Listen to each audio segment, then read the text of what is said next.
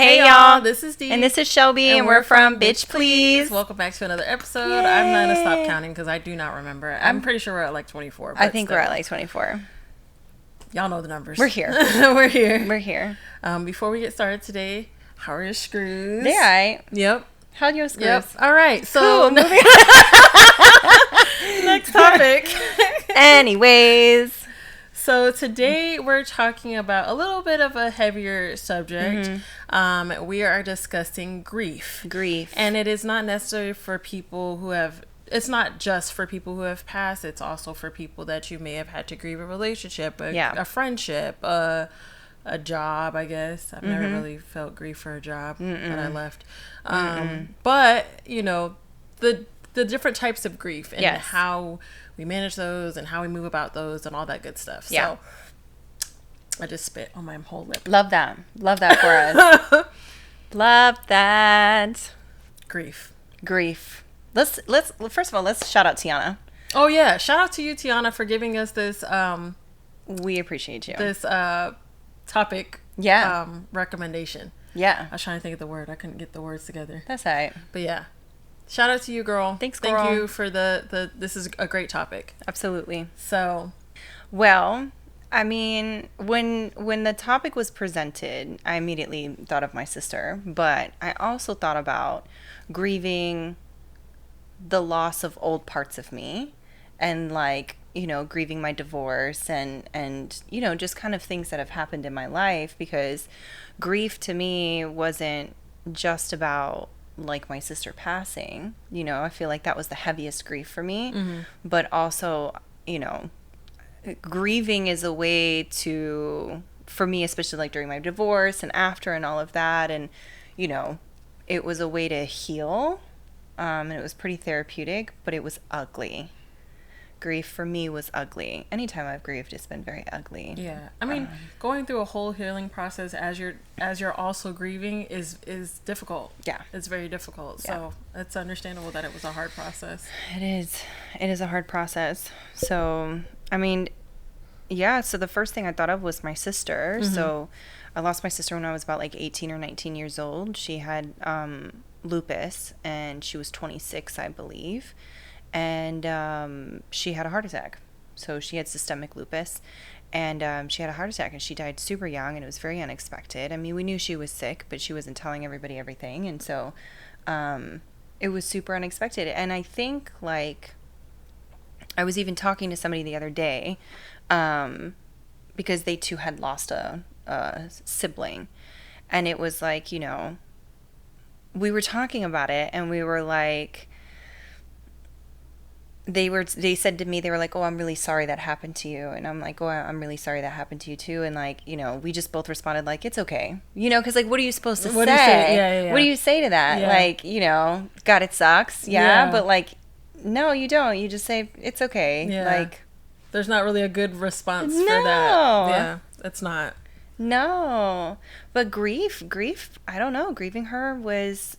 it's still one of the hardest things. How do you feel like in processing, you know, the passing of your sister? How did you go through like stages of grief? Like, I did. It was a lot of denial. Actually, this was back when I was drinking. So when I found out that day, it was like early in the morning, and I got blackout drunk for 3 days until it was time for me to go down to Florida, because I was living in Savannah at the time. And it was time for me to go down to Florida to go to the funeral, which then I also proceeded to drink. But it was a lot of denial. It was a lot of, you know, you have the 4 stages of grief. So the 4 stages of grief,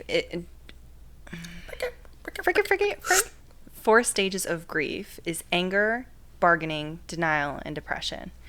So, yeah, I mean, I started off, I was super angry, super upset, angry at the whole world, which is one of the main reasons why I was drinking so much, besides the fact that I was an alcoholic, but let's just be real. But I did the bargaining. I didn't really do the denial. I just kind of went from bargaining to acceptance. But I just remember wanting to call her all the time. Like for whatever, anything, yeah, you know, and I would I would be like, you know, I would pray and be like, you know, God, like, just want to hear her one more time. Even if it's in a dream, just let me hear her one more time. I don't care. Sorry if I cried, guys. But yeah, I just wanted to call her. I mean, that was our big sister, you know, and she was always there for anything that you needed. But it's crazy when you have sudden death, you know, in the family. Like, I don't know. I haven't had somebody like in my family where you knew they were going to die sort of deal. Mm-hmm. Everything's just been sort of sudden mm-hmm. and very abrupt. Mm-hmm. So it was just a very wild experience, but grieving was healing, and it's still healing today, because even though I've gotten to that acceptance point, I still cry about it. I still miss her. You know, there are some days where it's like stronger than others, where I'm like, I just want to call her and talk to her. So when that happens, I tend to, instead of what I used to do, which was isolate and just kind of stay in and, mm-hmm. you know, become a little hermit, I just call my other sisters, because I have my other sisters, you know, so, but grieving like a death sucks. Grieving a death is rough. Yeah. Because you just don't have the ability to reach out to that person again. Exactly. And depending on, you know, like I know for me, my grandma, my mom's mom, mm-hmm. When I was close with her, like I was really, really close with her, and, you know, she knew about all the things that I was doing and trying to do and all of that. And it was really hard because, I mean, it would have been a couple of years after she passed, but she never got to see me get into the job that I've been working so hard to get into, you know. And I stopped getting, you know, birthday calls from her, because I would always get those things from her. Yeah. And it was really hard to kind of process that, because it was just like, dang, like there's so much that she was never able to see and hear about. And it's so funny, because there were times I'd be wanting to call her and be like, hey girl, you know, this is what was going on, but like I couldn't. Yeah. You know, grieving a death is really hard. I mean, same with my grandpa, on my mom's side, it was a little bit of the same thing, because I was graduating from college the month after he passed. Yeah. And so that was a very hard time, because I was dealing with the fact that he did pass. So I had to go out there, and while still being in school, come back, be in school, and go to a graduation that none of that side of the family was coming to. Yeah. You know what I mean? Yeah. And it was just that realization. So my mom, at my graduation, she gave me his handkerchief that he used to wear. Aww. Girl, I broke down so much. I just cried and cried and cried and cried. But it was like having that piece of him there. Because I knew even if he was alive, he wasn't going to fly. Yeah. That was not a flying man. Yeah. So I knew that, but it was just like having that piece of him there. And even with, you know, the job and my grandma and I being able to see that, I had some shoes of hers. And so I used to wear those to work. So that I could be like, hey girl, I made it. Like, here I am. Just so you can see. But it is a hard thing to deal with. And, you know, you still have your moments. And like, I try to be more mindful mm-hmm. of the fact that, like, you just never know what's going to happen with people. You just never know. Granted, they were older, so, like, you know that was going to happen at some point. Yeah. Not necessarily at that point. Yeah. Because for my grandpa, it was kind of quick. And for my grandma, it was also kind of quick. Yeah. And so, thankfully, I actually got to see her before she passed, like, literally right before she passed. Yeah. But there was, like, flight problems. There was a whole bunch of stuff. It was a long story. Yeah. But it's hard to process.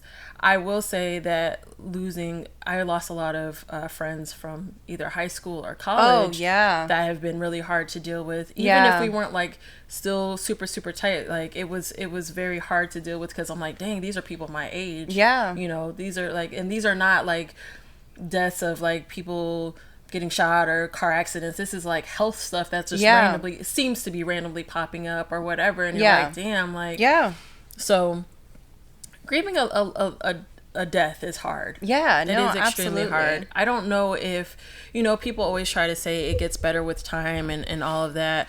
And I feel like it gets maybe, I don't want to say it gets a little easier, but it gets, you're able to, I feel like you're able to tolerate the pain. Maybe tolerate it it's better. There. Yeah, it's there, but it's not as heavy as it once was. Yeah. But I don't think you ever 100%. Really like get past it. Yeah. You know what I mean? Because my grandmother, she lost her sister when she was 18, and my grandmother's 70, and she still to this day like cries about it. So that pain doesn't go away. I just think we are able to bear the burden of it. Yeah. You know? Yeah. No, I agree. And hang on to it. You know what other so I don't know. You were here for Pulse? I lived. Yeah, I was. You lived here, right? Yeah. So that's another thing that I was thinking about is like I grieved that, even though I wasn't directly involved with it, but like a hit to a community. You know what I mean? Like that was fucking wild to me. Like I grieved so hard for that because y'all know I'm pansexual. I like men, women. I like everybody. I will love all of you. But you know, when that happened, I grieved for my community because it was wild. Same thing during COVID and watching all of the police brutality and everything else. I was grieving. Yeah. Like Pulse was a little bit hard for me because I used to go to Pulse. Same. I was there religiously. I used to go a lot, and so like to see and just having been in that building, knowing how small it is and there's no exits for real. That just it messed with me because I was just like, dang, like those people were stuck. Yeah, you know, they were stuck. And so I understand where you're coming from on that because I felt the same. Yeah. And it was so interesting because I hadn't been in a really long time and I had stopped going by that point. But at my other job, there was people there that used to go. Yeah. And they didn't make it back. Yeah. You know? Yeah. So it was just it's very interesting. Yeah. No, I mean, it's very sad. And I didn't have anybody directly involved in Pulse that was murdered or injured or anything. But it was just the grieving of the whole community in general because the LGBTQ community is so beautiful and so accepting and so loving, and you know, and to have one single person take an action to that entire community as well as harm people bodily and physically while doing so, it was soul crushing. No, yeah, absolutely. It was soul crushing. That was a wild time. That was wild. That was a very wild time. I mean, I was like depressed. Yeah. I was super depressed and super, you know, and that took me a while to grieve, you know, but I kind of love, like, I think it's cool to see, like, you have these big things happen in your life, right? Like my sister passing and, you know, Pulse, or, you know, the fact that I got a divorce, you know, that's another thing. Grieving a divorce, that sucks, man, because you thought... Sorry, I'm gonna shift gears real quick. We're gonna talk about all types of grieving. Because you get a divorce, and because you go into a marriage thinking this is it, this is the person for my life, like this is the one I'm gonna be with, this is the one I'm gonna build with, this is the one that I want to, you know, grow old with, and you picture those things, and for it to end. That's a whole different beast of grief, bro. Yeah. Like, it's just a whole different beast of grief. I remember, like, on my day, the night before I was supposed to go to the courthouse and everything would be finalized, I broke down in my shower, man. I was just in there for, like, until the water was running cold. I was just lost it. I lost it because I was, like, grieving the loss of this idea, because it hadn't even happened, but it was the idea of what my future would have looked like with this person and what we wanted to build. So that's just wild in itself. But anyway, sorry, I digress. But the whole thing is like when you have these moments of like loss and grief and all of this, and then you come out and you can watch, like, for instance, Pulse, the community came together. Yeah. Beautiful things come from loss sometimes. You know, and from grieving, community came together. You know, my divorce, I had people who surrounded me and loved me and showed up and supported and were there. You know, I also realized who wouldn't come and support me. You know what I mean? And that was a whole thing that I had to realize. You know, the loss of my sister, my family got together. We got tighter. Me and my sisters got tighter. Like, you know, we you know, came together. Yeah. So out of like grief and loss and all of that, yes, is it painful? Is it hurtful? Yeah, but also like, it kind of... It's so... One of my tattoos actually says there's beauty in life and death. Mm-hmm. And a lot of people feel some type of way about it when I say it. Yeah. And I try not to offend anybody because I'm not trying to be like, no, it's beautiful when people die. I'm not saying that. Yeah. But there, like what you're saying, there's some good things that end up coming of a loss. Absolutely. also, depending on how the loss was, it may have been a beautiful thing in itself, because depending on what you believe and whatever, like if you believe that they're going to a better place, then you believe that. But it also, if they were suffering, exactly, they're not suffering more. Exactly. And that's beautiful in itself. Yeah. And so it's like, it's just the way that you think about life and death. And, absolutely. And all of that. And I think, especially over the last few years, I think probably since I started working where we're working, my perspective on death has changed a lot. Immensely. It has changed a lot. And not necessarily in a bad way, but just in a way that I can like manage better. Yeah. Because I still have my days, don't get me wrong, but it helps me process, some of those things. Like when my other grandma passed, and processing that, I was sad and I was grieving that, but I was also trying to make sure that I was there for everybody else. Absolutely. Because I know their experience was much different. Yeah. And so it hit them a little bit harder. Yeah. And you just, everybody grieves in their own way, which is, some people act out and some people, cry a few tears and then they move about their day. Yeah. It really just depends. Yeah. I think that our job has definitely changed, like, my perspective on, not that I had any sort of bad perspective at all when it came to death. I always thought it was just unfair because a lot of them were very sudden. Right. Like I also lost my uncle and my cousin to murder-suicide. So that was another big one that happened in our family, and it was but there's like that, when it comes to loss, like there's that hole. It is a hole, especially if it's a parent. Mm-hmm. Like that's got to be hard. That's got to be really hard. Yeah. And so I say that to say, I don't know if we were recording or whatever, but if you want to keep it in, you can keep it in. I'm gonna keep that part in.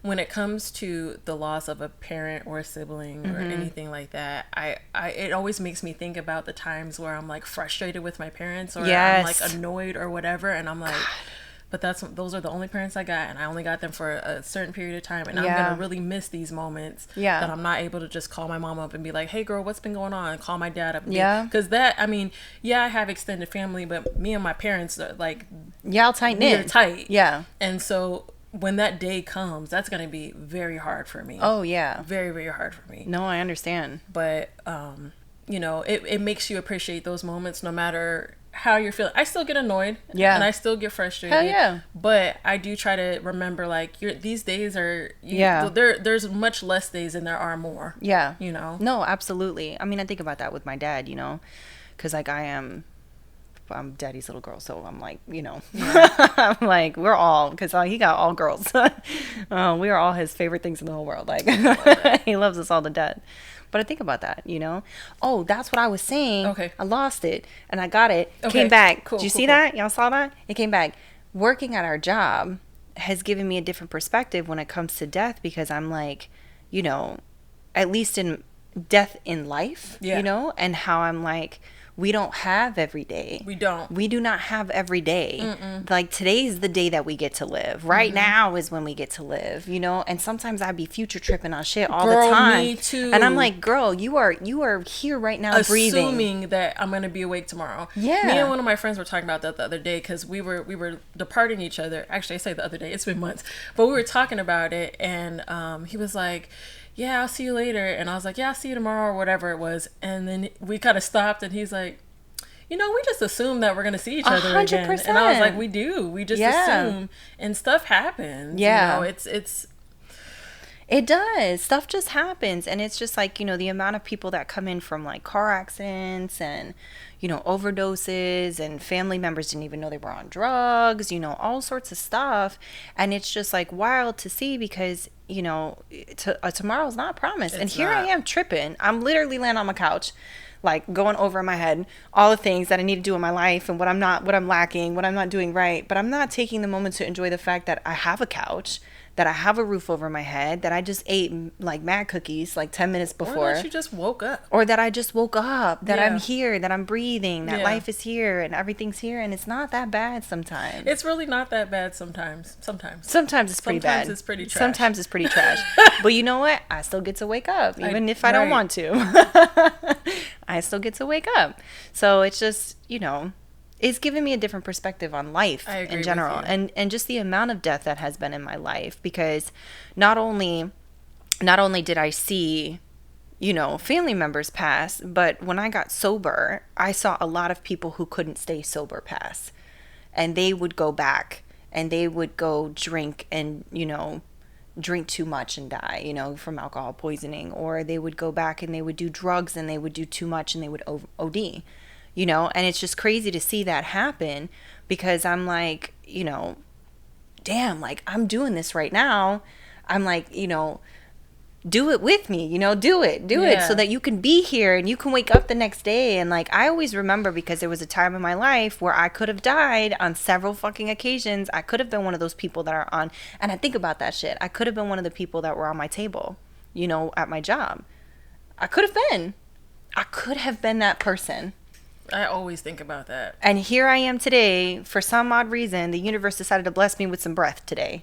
So I'm like, cool. Yeah. I'll take it. No, that's very true. Yeah. That is very, very true. I'll take it. Because I find that a lot happening. Because I'm like, dang, this could have been me. Like, there was a girl that we got that had the same health stuff that I had. Yeah.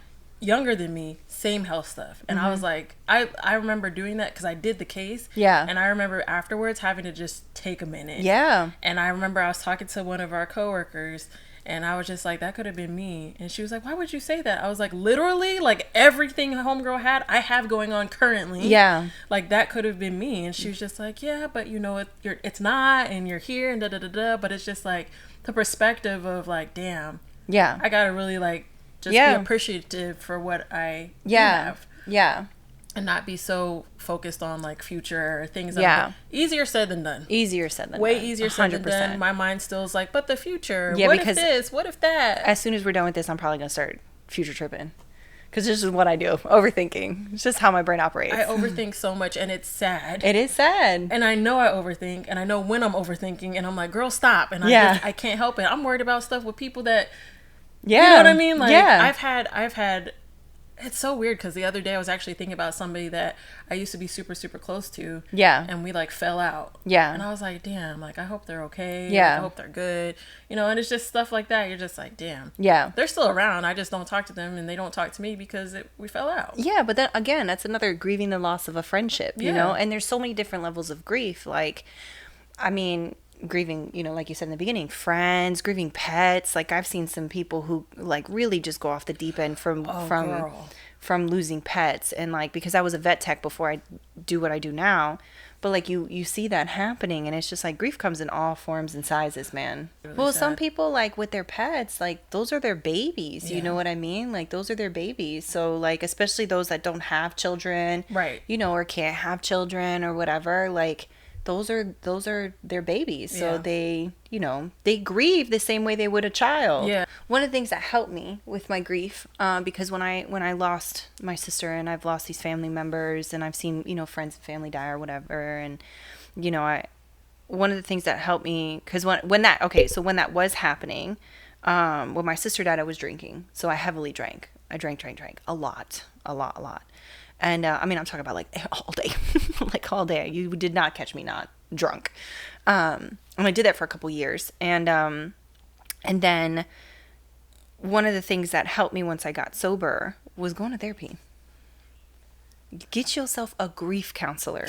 So that's the only thing I think I missed out on. Yeah. Because at the time of my grandparents passing on my mom's side, my grandparents passing on my grandfather on my dad's side passed a long time ago. Yeah. Which I remember, and it was rough, but I was also a lot younger, and he was here and we were moving around a lot, so we didn't really, like, I saw him a lot, but we didn't have that same type of bond that I had with my mom's side of the family. Yeah.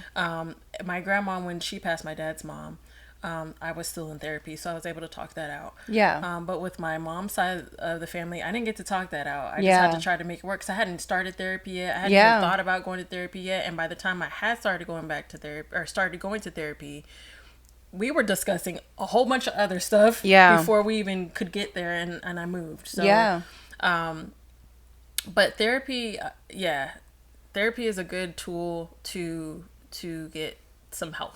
Hell yeah. Because you just never know. And then the thing that's so weird about it too with grief, sometimes you don't even know you're grieving. No, you don't. And that is the weird part. Yeah. Because you'll be doing something real regular one day, and then out of nowhere you might just start bawling. You're like, what just happened? Yep. Like, I didn't even know I was like upset about this situation, and then you're in tears. Yeah. That's very interesting. Well, because I feel like a lot of people don't process it. Like for me, I didn't process my sister's death. I stayed in that. I stayed in that depression, which is the 4th stage. I stayed in that depression. I just locked it. I just locked it away and I functioned with it. I actually didn't even get to fully talk to my therapist and process anything until last year about my sister's death. And that was like, there was a lot of stuff because when my sister died, I was drinking. I did a lot of shameful shit. So it was a whole mess. But I didn't even actually fully process it. Mm-hmm. So a lot of the times people don't even fully process it. They don't get to that acceptance stage. They sit and linger in that depression stage, you know? And it's like, for me, some people are able to get to the acceptance stage on their own through God or family and friends or whatever. Me? No. I had to go to therapy to get through it. I had to process that with a licensed professional. Yeah, no, that's fair. That's fair. I had to sit and talk to a licensed professional. No, that's fair. And I paid homegirl to fucking help me get through that shit. Yeah, I mean, you have to do what you have to do to get to a point of being like, I don't want to say better, but better coping. I guess is the word I want to use. Yeah. So it's rough. I don't think it's ever ending. Yeah. I don't want to say it's never ending, but it takes time. Yeah. It does take time. Because I mean, there's been a lot of deaths from my school. Yeah. Especially as of late. I know. And it's just been kind of like, what is going on? People that I have not been close with, but people that I knew because the school was so small. And that still is rough. Yeah. Because you just start looking at, like, a lot of, like, I lost my line sister in 2014. I don't think she even made it to like 25. Yeah. And we lost a frat brother pretty early too. And people just kind of kept dying as the years kept going on. And you're just like, what is going on? Like, I was talking to my dad about it and I'm like, there's a lot of people around me that are passing away. And I said, but I don't feel like we're at that age that makes sense. Yeah. Not health wise. Yeah. You know what I mean? So it's always like a weird thing to process. And then stuff that I didn't even realize would affect me like that with some of the recent passings. Yeah. I'm like, dang, I didn't even know I would be bothered. I don't want to say bothered like that. That sounds shitty. But I didn't know that it affected me as much as it actually had. Yeah. You know? Because then you start seeing like the people around them and they're going through their grieving process. And you're grieving that for them. But then you're also grieving your own emotions behind that passing. You know? Yeah. So, and again, it just takes me on this cycle of thinking about everything. Yeah. And so I think about them, I think about their friends, I think about my life and like, you know, being grateful for where I'm at and being here and all that stuff. And it's just like, I don't know, it's an interesting process. It is. It's a weird process because I feel like every timeline have been different. Yeah. And I think it might have to do with my proximity to them, like relationship wise. Absolutely. It's been different each time. Yeah. So. Yeah. It's been like that for me too. And I would, if I knew somebody that had passed away, but I wasn't close to them, I almost felt this sort of shame for grieving.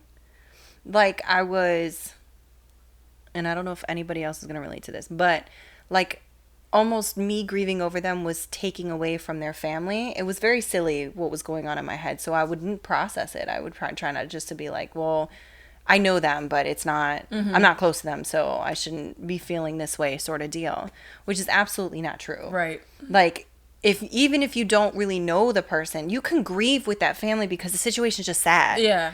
Because the situation is just sad. There's, like I said, different levels of grief. You can just grieve with that family. Yeah. Indirectly, you know, show some support and however you can, but like it's okay to grieve if you find something sad and you need to grieve over that, you know. I agree. Even if you're not directly affected. I agree. You know, when everything came out, that was another thing, when everything came out during COVID, and I mentioned that as like that's just when shit started really being recorded.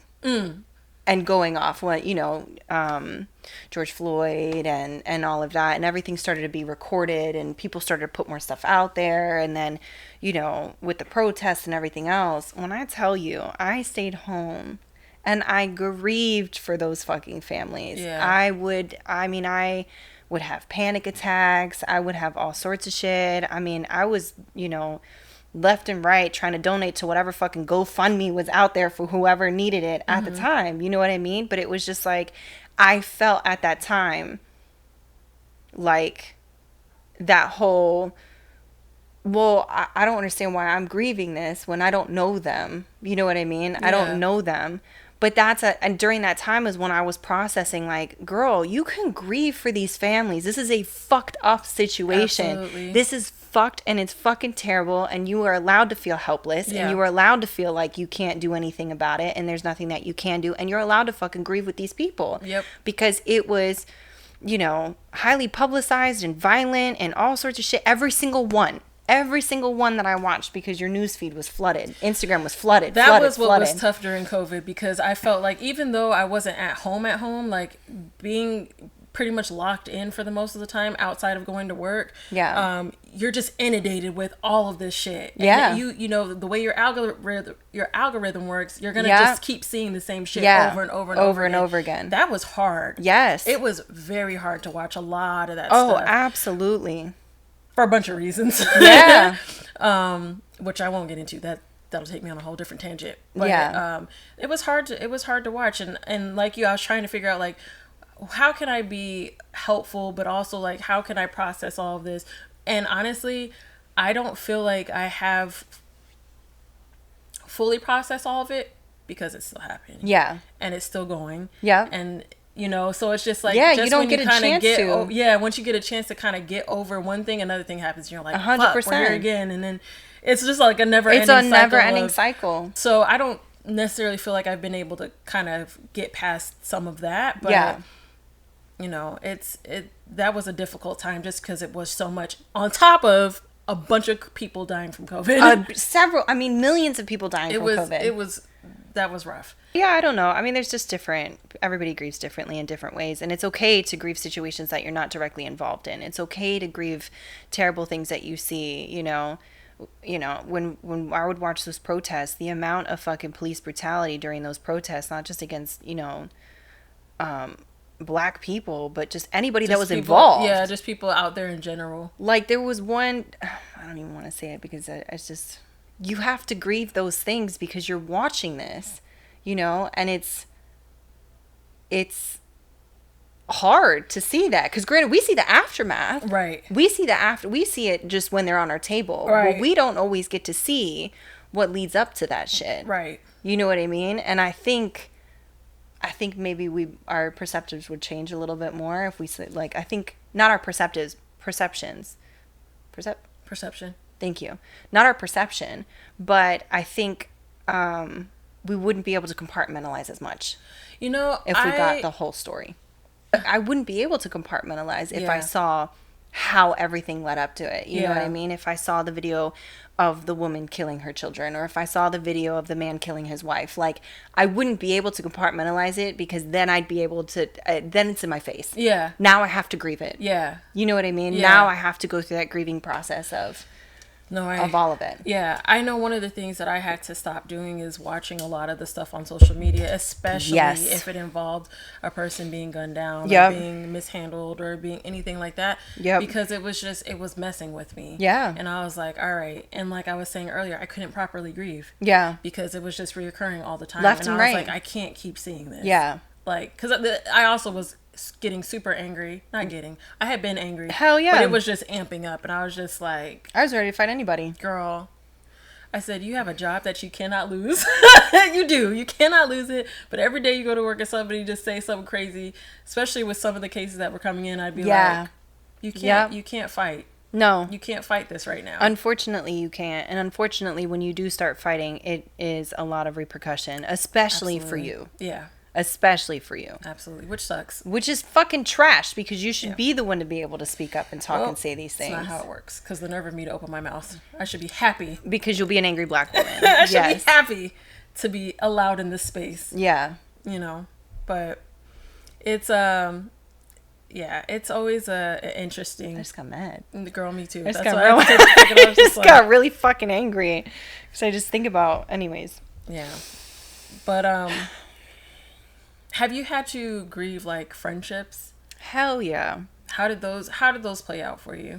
I mean, it was sad because I mean, I've done shitty things to people and I've lost friendships, and people have done shitty things to me, and you know, we've lost the friendship over it. And I've had to grieve them because it was like, you know, somebody that I told some of my deepest, darkest secrets to, you know what I mean?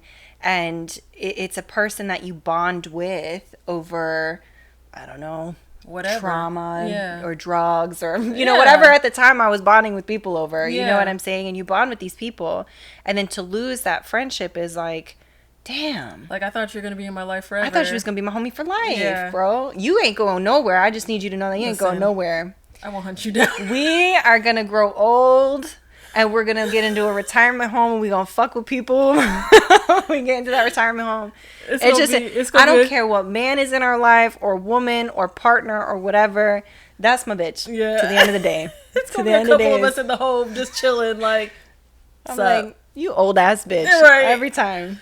But no, but yeah, I mean, it's tough to grieve it. Yeah, but what about you? Grieving friendships is rough because it's hard to see. You think you're gonna have this person be in your life forever. Yeah, and you're just like, wow, like we really are not gonna be friends anymore. Yeah, and it's hard because you still see them or you see something of theirs if you still connect or whatever. Yeah, in that way.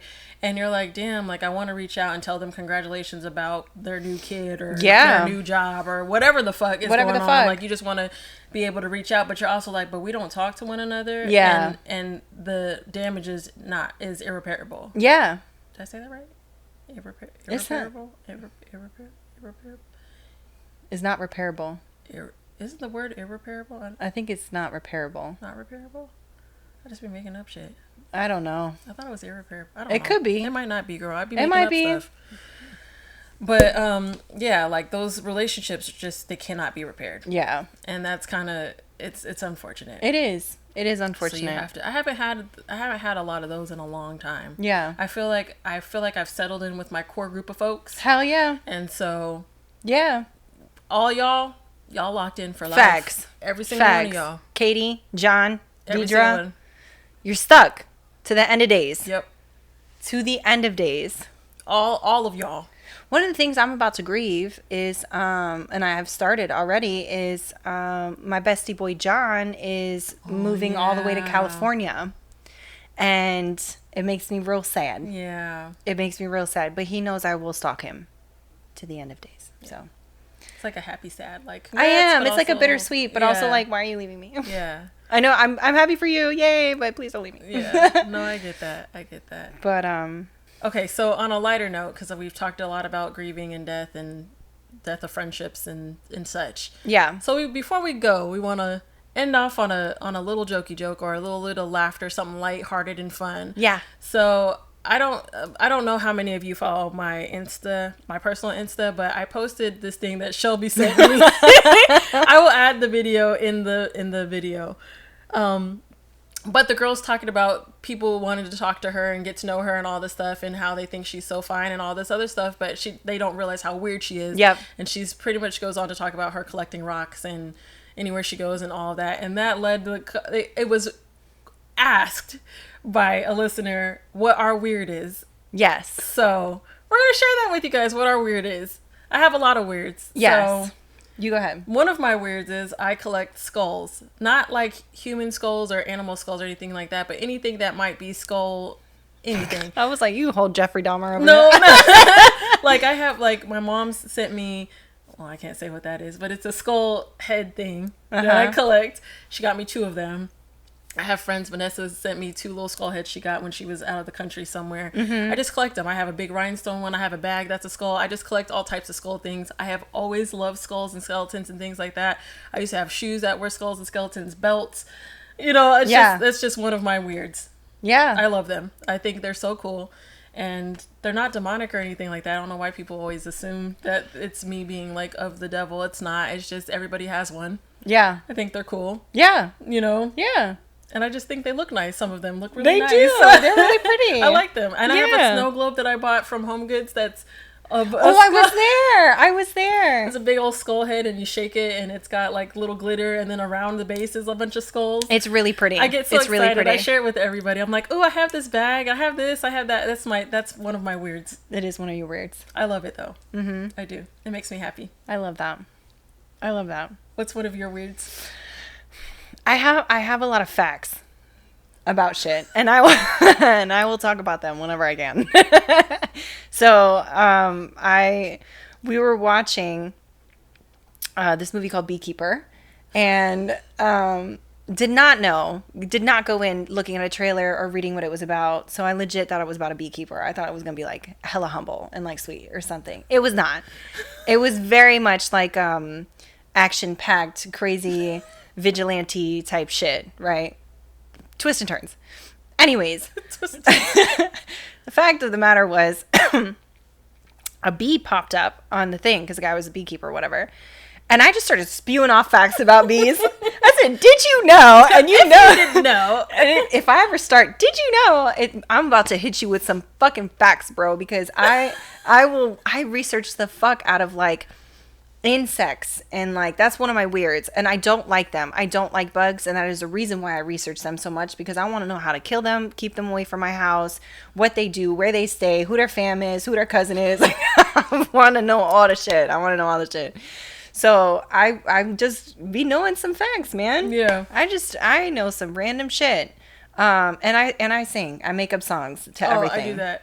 That's one of the other things. If somebody says something and it reminds me of a song, I'm gonna sing it. Yeah. And one of my coworkers always walks up to me and is like, question, and I'd be like, tell me how you feel about me. And he just be really trying to ask me a question, and I just can't help myself. It just is what it is. Yeah, I just love to do that. It just is what it is.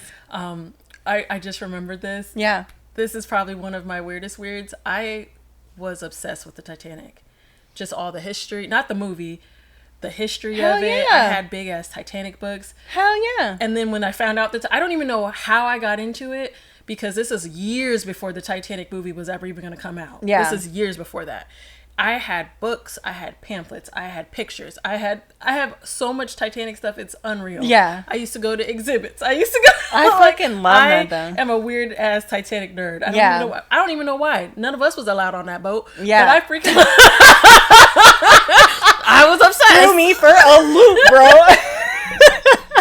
I was like, yeah, and then I lost it. I just fucking lost it. Listen. It was 1912. Girl, yeah. Yeah. We wasn't about to be allowed on anything. That's facts. Except in the mine, and I still think they was like, no, y'all aren't here. You're not welcome here. We're gonna have the lower class whites do that. Yeah. But y'all cannot come on this boat. Not the lower class whites. I cannot. But yeah, it's true though. That's one of my weirds. Yeah. I got a lot of them. Like, I'll sing.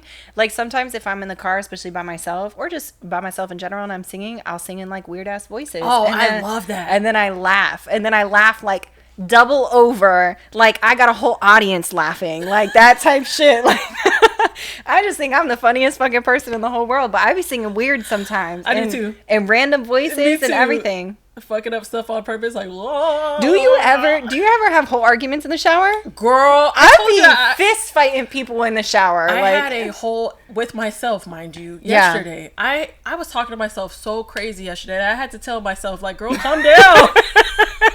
Chill. Out loud. I was like, you gotta be gentler with yourself. Like, why are you talking to yourself that wild? Yeah. Like, I was having a fight with myself yesterday. Yeah. It was wild. And I be thinking about shit from like fucking 15 years ago in high school, and I'm like, yo, I should have said that to that bitch, or oh, I should have hit her this way, or oh, I should have done this. And then I'd be like, I would have whole conversations with another person in the shower, arguing.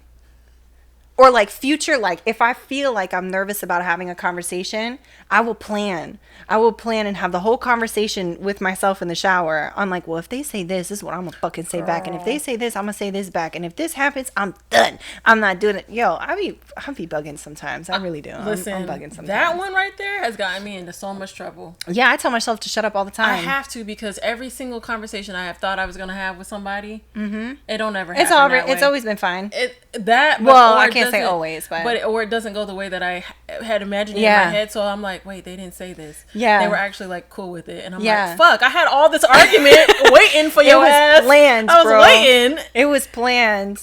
I had checklists. I had points. I had more I wanted to get out. And super side note, but kind of related. Yeah, I saw this video on, I think, TikTok, and it's this lady. She comes in and she's like pissed about something that was done wrong. Yeah, and she's like, I want my money back. Da da da da. And the lady's like, okay, yeah, no big deal.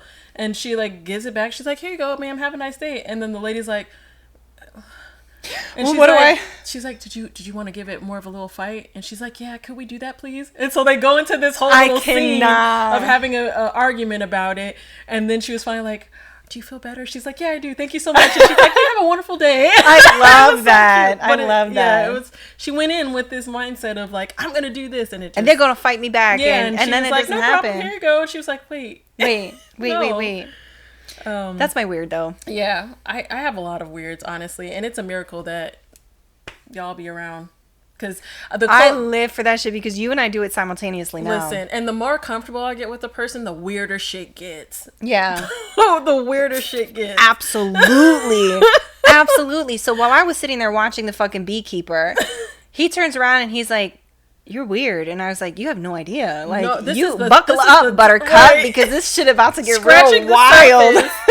You don't even know yet. You have no idea. I have been called weird so many times in my life, and I'm just like, yeah, no, I it is. It is what it is.